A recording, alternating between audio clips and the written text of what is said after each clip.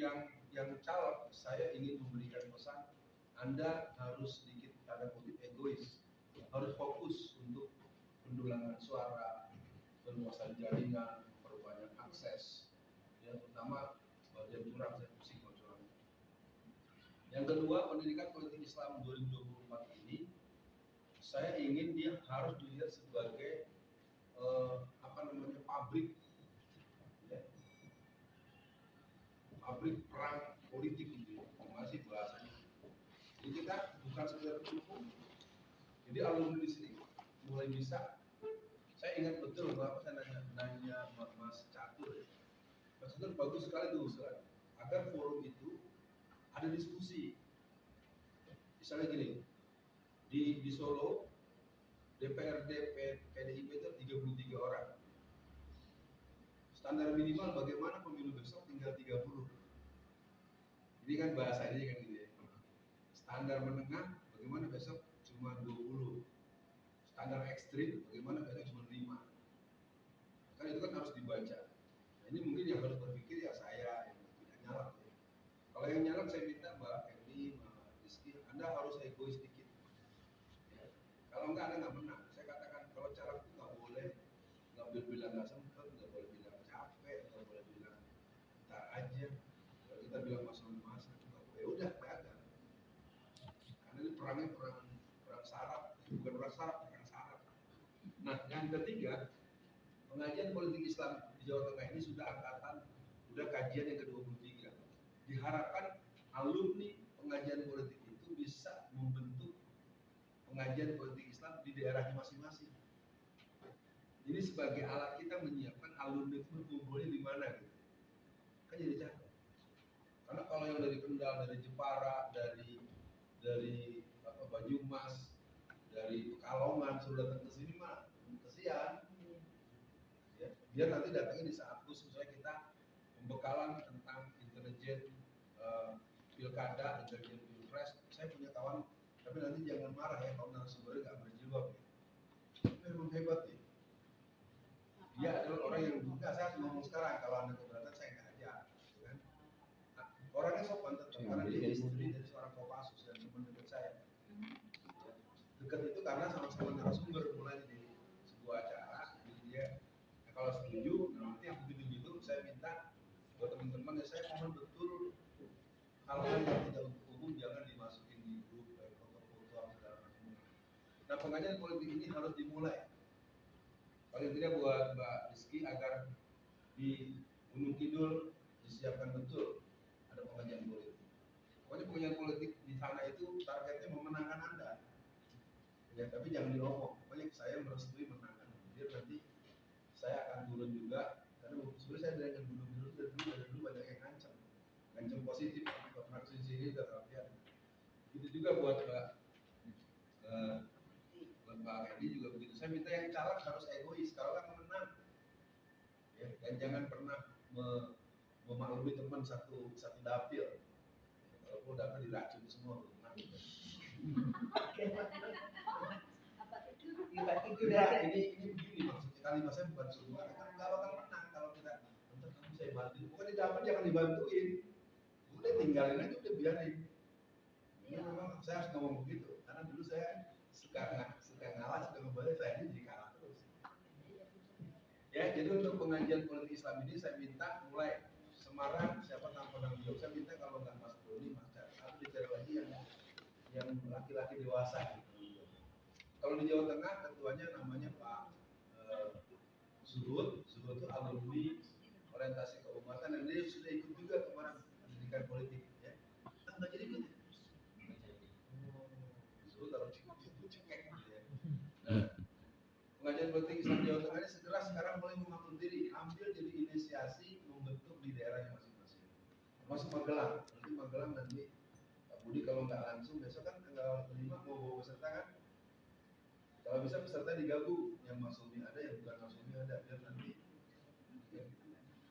Nah untuk kajian rutin, di kajian rutin ini terbengkalai, saya juga sedih ngomongin di mana-mana forum nggak ada solusi.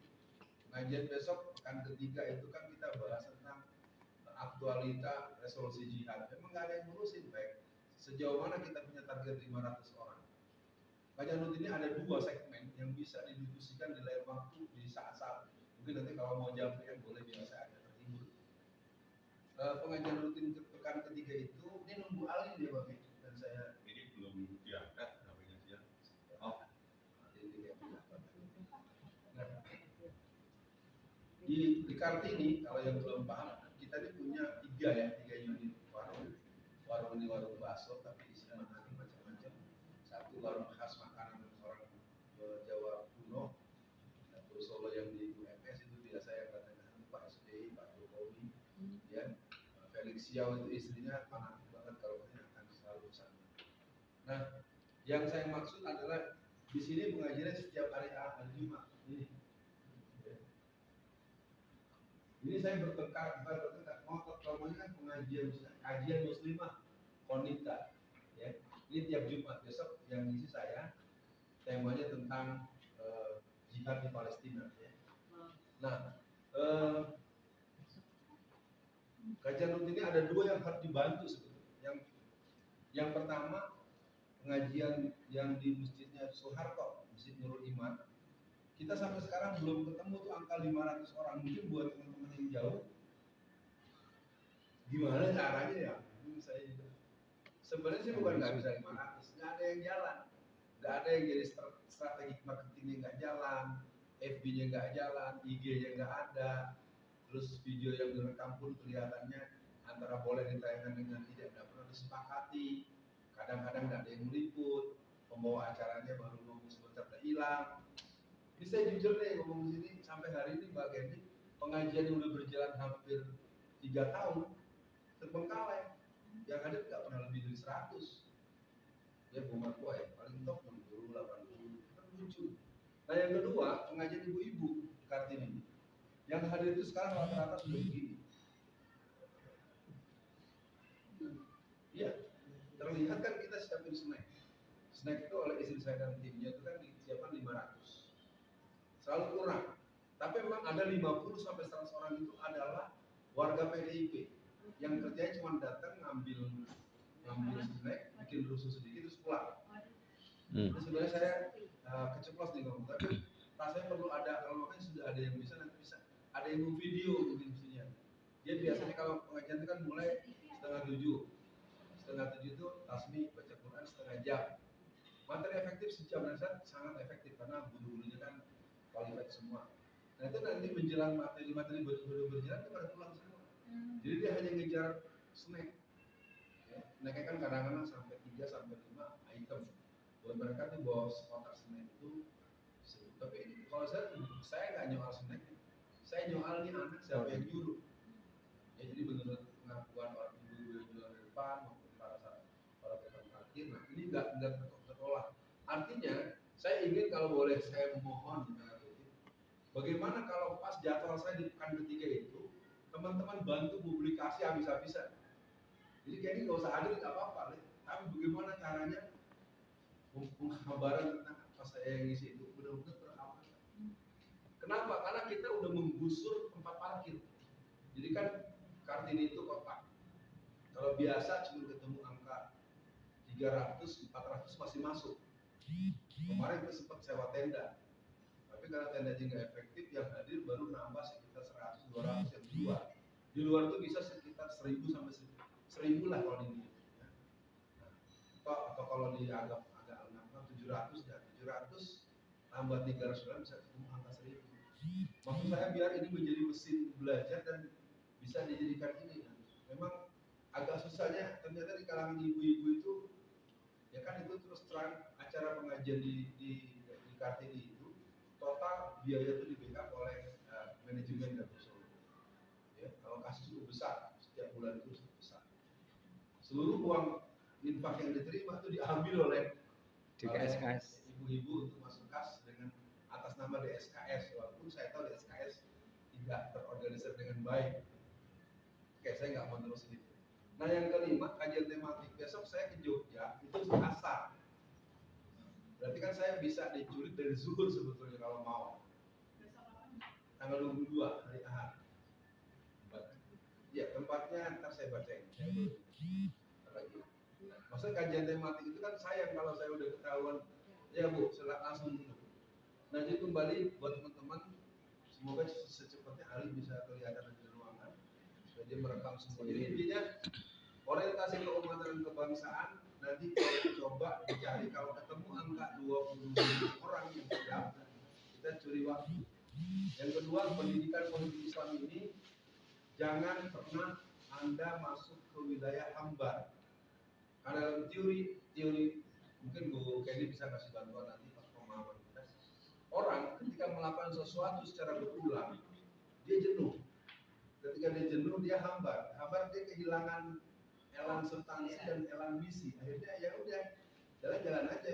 Dulu di Cirebon ada kalau nggak salah tablik pengajian itu yang hadir bisa di atas 500.000. Makan dulu ditanggung oleh Haji Yukeng kalau nggak salah.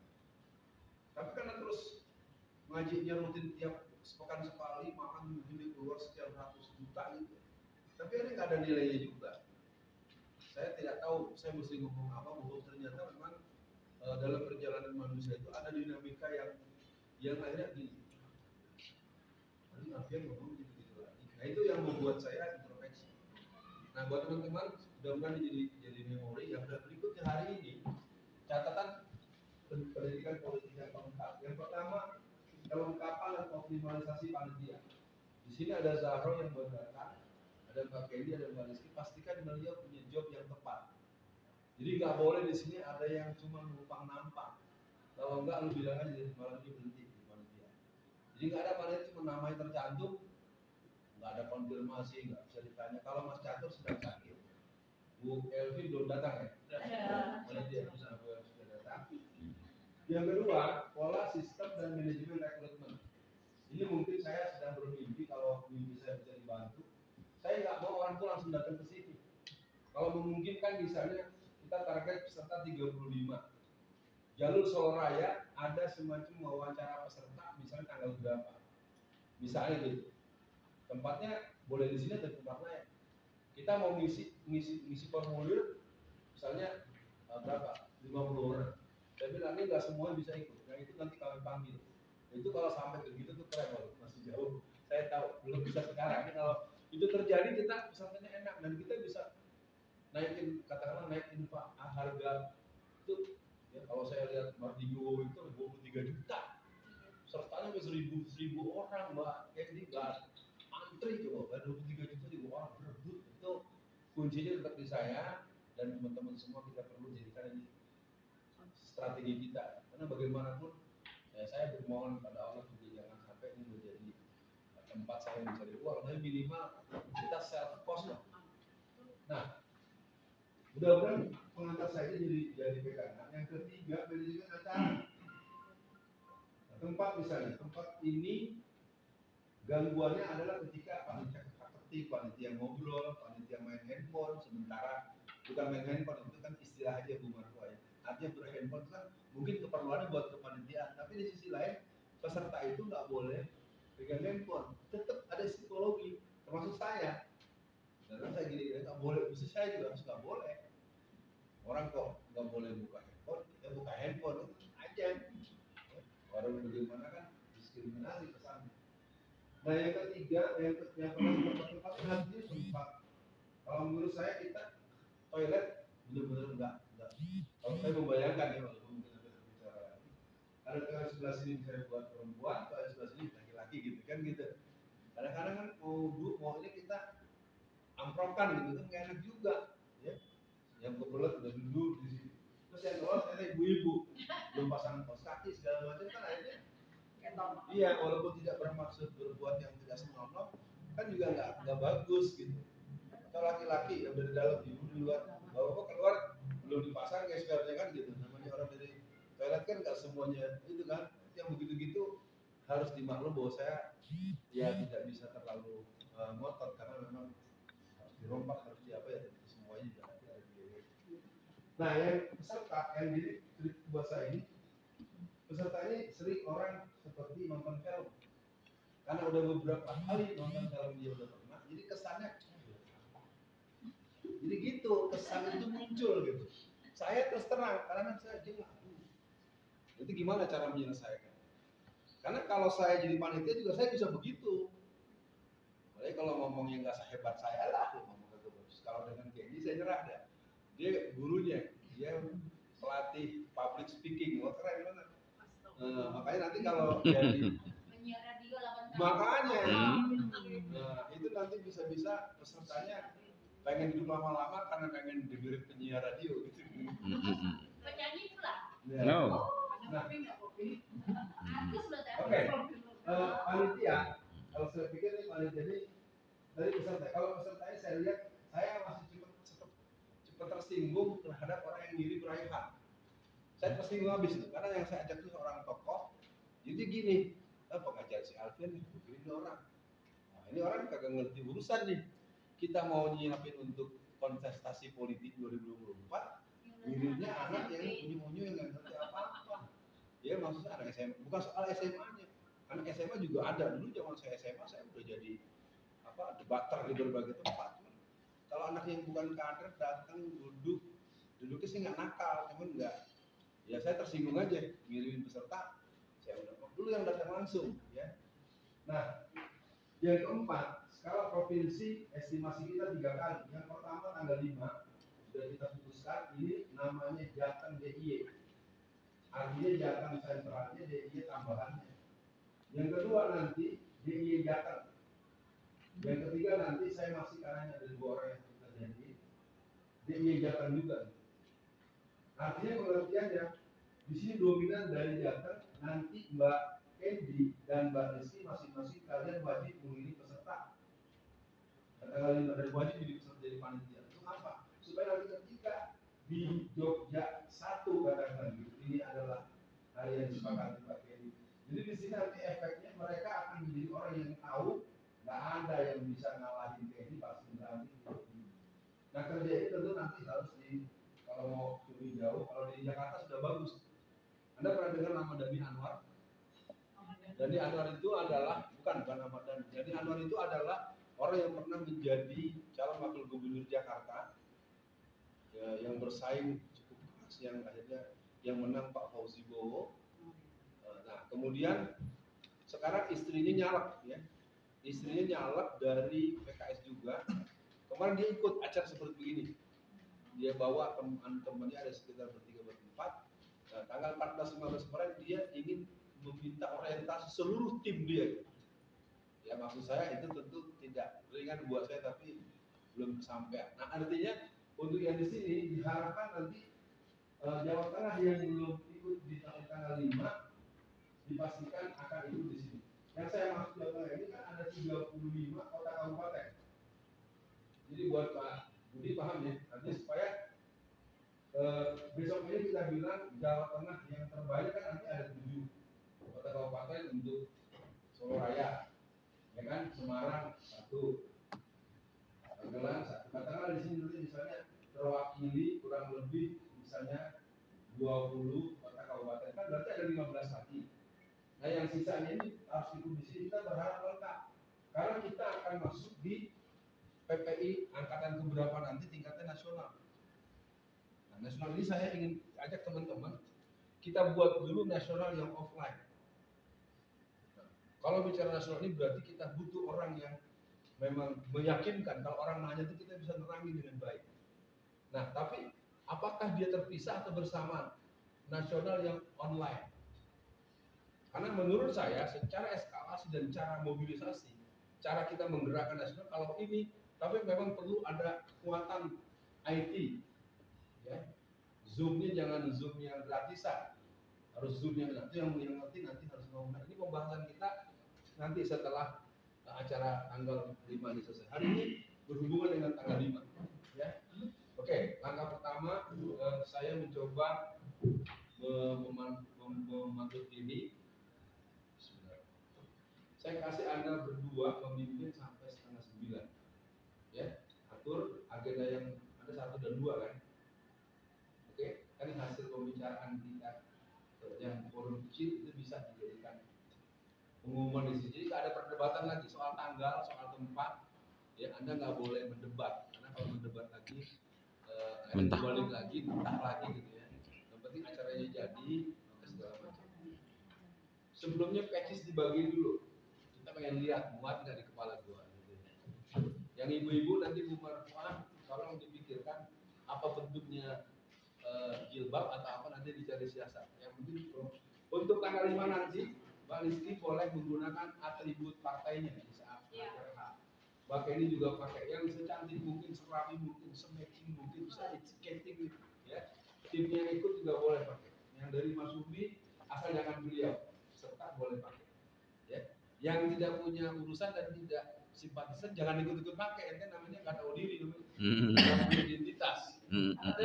Ente pakai palu arit. Ente pakainya apa? Nggak ada.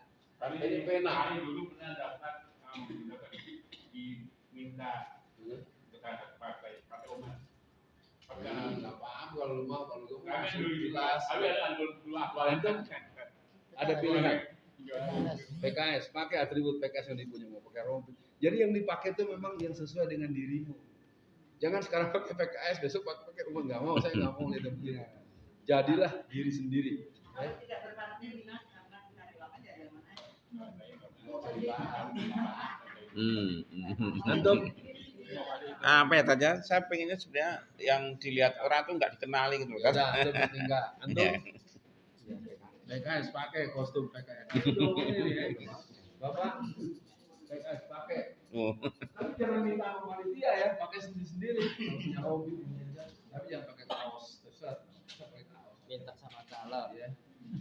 Ini ustazah pakai rumah, pakai kostumnya. Ini apa?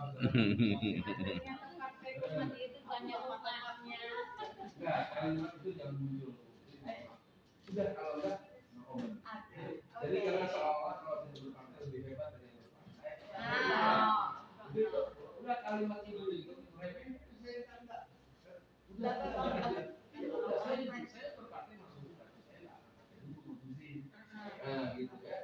Kita belajar untuk memuliakan umat dengan posisi apapun. Selama dia tidak murtad, dia tidak ada di jalan ini. Zara tidak berpartai. Oke. Jangan. Nah, kalau kaos itu kan nggak pakai pin aja, minta mayor pakai pin atau kalau mau pakai ke depan. Ini PNS jangan dulu. Bu Novi ada ya. Jadi yang bisa berpartai siapa apa ya? Konsep ini supaya Anda harus identitas Anda harus keren gitu. Gak usah saya juga PNS atau sok fanatik. Nggak boleh begitu. Ibu kapan masuk ini saya nggak tahu. Tanya nggak boleh ngaku-ngaku. Harus Belum kenal Antum? aja. Rumah.